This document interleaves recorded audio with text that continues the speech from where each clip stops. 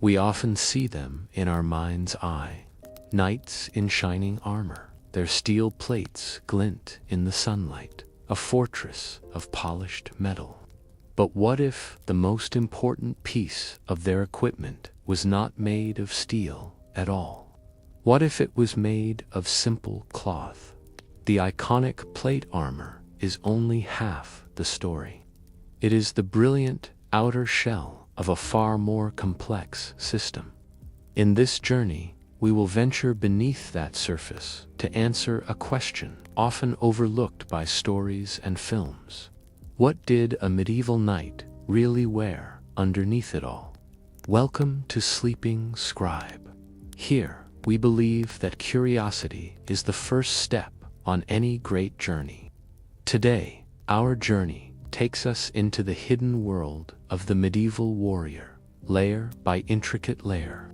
As we peel back this history, we will uncover three fascinating truths. First, we will discover the simple linen garment that was a knight's first line of defense, not against a sword, but against his own armor. Second, we will explore the single most critical piece of padded protection, a textile shield that often mattered more than the steel itself. And finally, we will see how this entire system was ingeniously designed to manage the crushing weight and stifling heat of combat. So, what was the answer? Beneath their plate armor, medieval knights wore a sophisticated, multi-layered system of clothing for protection and comfort. This began with a linen shirt and hose against the skin to absorb sweat. This was followed by a thick, padded jacket called a gambeson, or arming doublet, to cushion blows, and it often included strategically placed sections of chainmail to protect the joints and gaps in the plates. This system was the essential foundation that made wearing armor not just effective, but possible. To truly understand this system, we must begin where the knight himself did. We must start with the simple, crucial layer worn right against the skin. It's fascinating how many details like this are overlooked in films. Is there a historical detail you've always felt movies get wrong? It would be wonderful to read your thoughts below. Before any leather was strapped or any steel was buckled, the process of arming began with a fabric prized since antiquity. It began with linen. This was the breathable foundation, the very first layer a knight would pull on in the quiet hours of the morning. It consisted of several key pieces. First came the shirt, a simple linen tunic, sometimes called a chemise. Then came the underbreeches, known as bries, which were loose-fitting shorts made of the same material. The bries were held up by a simple cord. This cord was threaded through a waistband, much like modern pajama bottoms.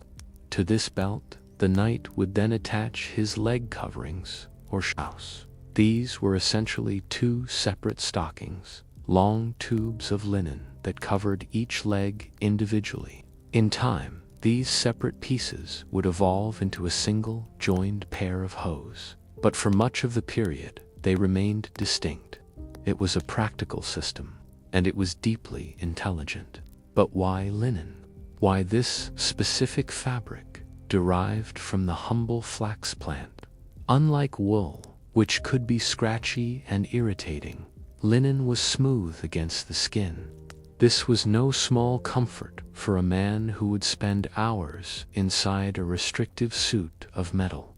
The fabric itself is one of the oldest textiles known to humanity, valued for its unique properties.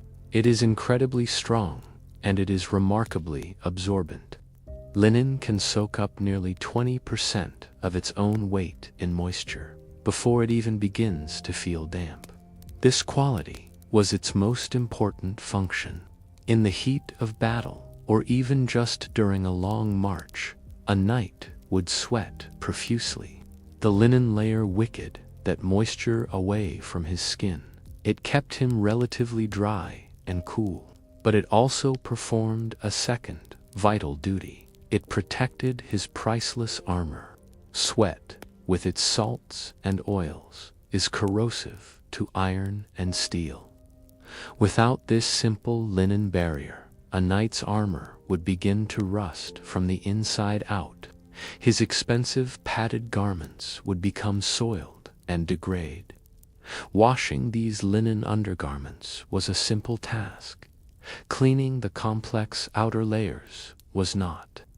This first layer was, in essence, a shield for the shields. With the foundation laid, we now arrive at what many historians consider the true hero of medieval armor. It was not polished steel. It was not glittering plate. It was a thick, padded jacket. Depending on the era and region, it was known as a gambeson, an akiton, or a wambies. This garment was the padded core of the knight's entire defensive system, and its importance cannot be overstated. Imagine a jacket tailored to the body that extended to the mid-thigh. It was constructed from multiple layers of linen or durable canvas. Between these layers was a thick stuffing. This padding could be made from a variety of materials, from raw wool or cotton to simple scrap cloth. All these layers were then stitched together, often in straight vertical lines or in a handsome diamond pattern. This quilting was not merely for decoration. It was essential. The stitching kept the internal padding from clumping together or shifting during the chaos of combat, ensuring protection remained evenly distributed across the torso and arms. The gambeson served two critical functions. Its primary role was shock absorption. Plate armor was excellent at deflecting a cut or stopping a pierce, but the kinetic energy of a blow, the sheer force of impact from a mace or a warhammer, still had to go somewhere. The gambeson acted like a cushion, absorbing and dispersing that blunt force trauma across the body. It was the difference between a deflected blow and a broken bone. Indeed, a well-made gambeson, which could be over an inch thick in vital areas, was remarkably protective on its own. For a common foot soldier or archer who could not afford plate, a thick gambeson might be his only piece of torso armor, and historical tests have shown it could effectively stop a sword cut and drastically reduce the danger of an arrow. Its second function was structural. Later in the medieval period, the bulky gambeson evolved into a more tailored garment called an arming doublet. This jacket was less cumbersome, but just as crucial. It was covered in reinforced points where laces, known as arming points, were attached. It was to these laces that the knight would tie the individual plates of his steel armor. The arming doublet was the frame upon which the metal shell was built. It was also incredibly hot.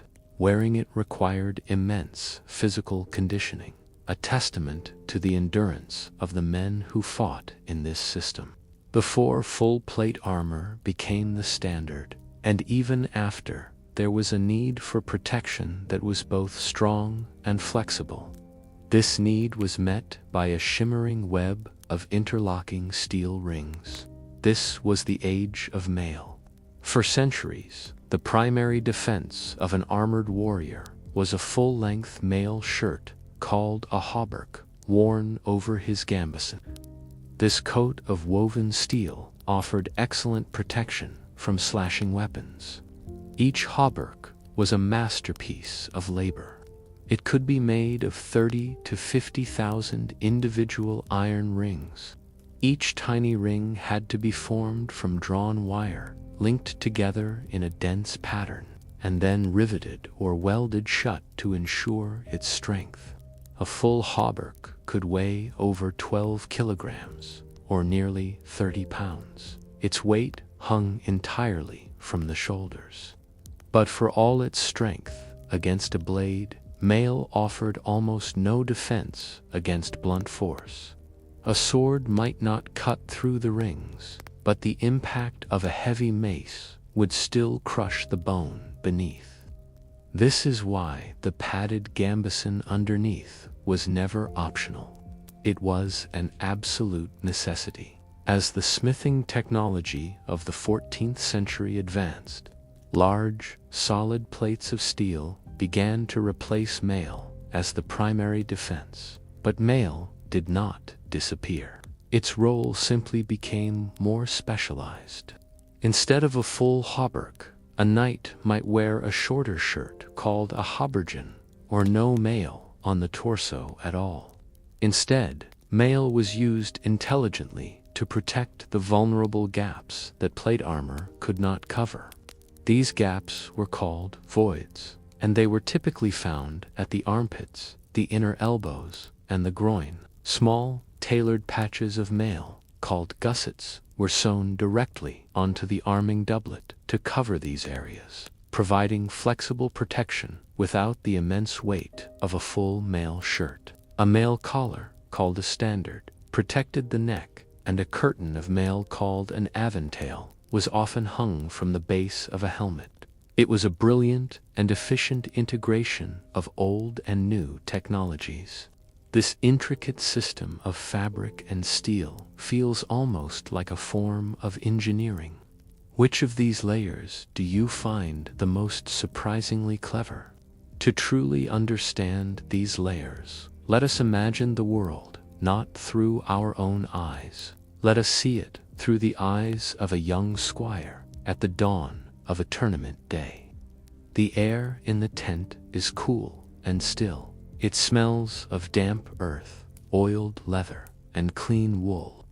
His master, the knight, stands patiently in his linen shirt and hose, a silent figure in the gray light. The ritual is about to begin. The work is slow. It is methodical. The squire first helps with the padded shoes for the legs, lacing them snugly. Then comes the arming doublet. The knight settles his weight into the thick garment with a soft grunt of effort, his body already preparing for the burden. Now, the most important task begins: the arming points. Dozens of small laces, their ends tipped with metal aglaze, must be threaded through eyelets and tied with perfect tension. A single poorly tied knot could be disastrous. A loose plate, a vulnerable gap. It is a dance of profound trust. Piece by piece, the fortress is built, usually from the ground up. The steel sabatons for the feet, then the greaves for the shins, and the pollens for the knees. Each piece is strapped and buckled, the quiet scrape of metal on leather echoing in the tent. The squire's hands are steady. He knows this armor as well as his master does. He has spent countless hours cleaning it, polishing away rust, and mending the leather straps. This quiet intimacy, this shared duty, builds a bond deeper than words. The final piece, the helmet, will wait. For now, the knight is a man of steel from the neck down, preparing his mind as his squire prepares his body. Once armed, the knight was transformed into a walking fortress. But that transformation came at an immense physical cost. The full weight of a late medieval suit of plate armor could be over 25 kilograms, or more than 55 pounds. It was a staggering burden. But this sophisticated system of undergarments was designed to manage it. The weight was not simply hanging from the shoulders. Through the arming doublet, much of the load was intelligently distributed onto the padded hips, allowing the knight's powerful legs to bear the strain. This is why a knight in well-fitted armor was surprisingly agile. He could run, climb, and mount his horse unaided. The true challenge was not the weight itself. It was the stamina required to move within it. The most immediate change was sensory. The moment a visored helmet was lowered and locked into place, the world was transformed. Hearing became a muffled drum, dominated by the echoing metallic rasp of one's own breathing. Vision was reduced to a narrow horizontal slit. The world became a tunnel. And then there was the heat. Heat exhaustion was the single greatest non-combat danger a knight faced. The gambeson, so vital for protection, was also a massive insulator, trapping body heat with frightening efficiency. In the heat of a summer campaign, or under the relentless sun of the Middle East, heatstroke was a constant and lethal threat. Knights had to train relentlessly, building incredible endurance. They even learned specific breathing techniques to manage their oxygen supply inside the claustrophobic confines of a helm. This was the reality beneath the steel, a constant battle against exhaustion, dehydration, and the suffocating closeness of one's own protective shell. The image of the knight in shining armor was not a static one. It was a constantly evolving solution to the ever-changing questions posed by the battlefield. The underlayers were a part of this evolution, an ever-changing canvas of textile technology. A crusader in the 12th century, for example, would have worn a long, heavy mail hauberk that reached his knees. It would be worn over a relatively simple gambeson. His protection was good, but it was also cumbersome. Fast forward 3 centuries, a knight preparing for the Battle of Agincourt in the 15th century wore a far more sophisticated system. The development of effective plate armor for the arms and legs meant the mail hauberk could be retired. He wore a shorter haubergeon, or perhaps just mail gussets sewn directly to his arming doublet, saving an enormous amount of weight. His arming doublet itself was a masterpiece of tailoring, perfectly sculpted to his body, with attachment points for every single piece of his gleaming Gothic plate. This evolution also saw the addition of new layers worn over the armor. Early knights wore simple linen surcoats to display their coat of arms and to reduce the glare of the sun on their mail. By the 14th century, this had evolved into the jupon, a tight-fitting, often padded and richly decorated garment worn over the breastplate. Armor also became specialized.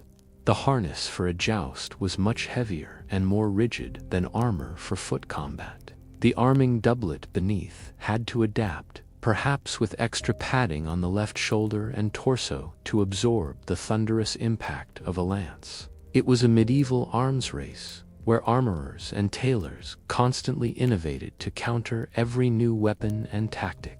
But the knight's life was not lived entirely within his shell of steel. And in the quiet moments, when the armor was removed, we can find a final, humanizing clue to his world. The process of disarming was one of immense relief. Straps were unbuckled, laces were untied.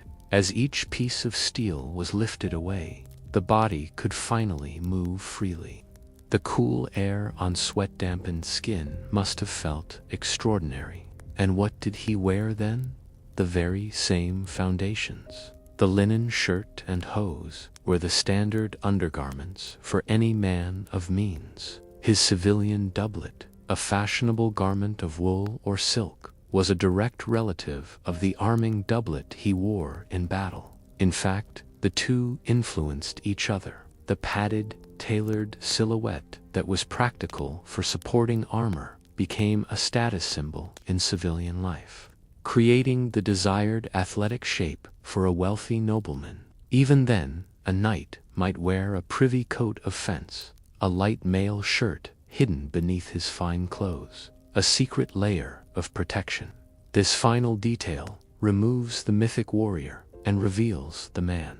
It shows that the foundations of his life in war were also the foundations of his life in peace. Thinking about this entire system, from the simple linen shirt to the complex arming doublet, what aspect gives you a new appreciation for the daily life of these historical figures. This journey beneath the steel shows us that even the most formidable figures in history were defined by small human details. If you enjoy discovering the intimate stories that reveal the true character of people from the past, the Bedtime History series may offer another quiet journey for you to explore. The world of the medieval knight is a place of grand legends, but it is also a story of quiet rituals, of clever textiles, and of the incredible endurance of the human body. Thank you for joining me on this exploration today. If you enjoyed our time together, please consider subscribing to continue our shared journey into the past. Your curiosity is always welcome here.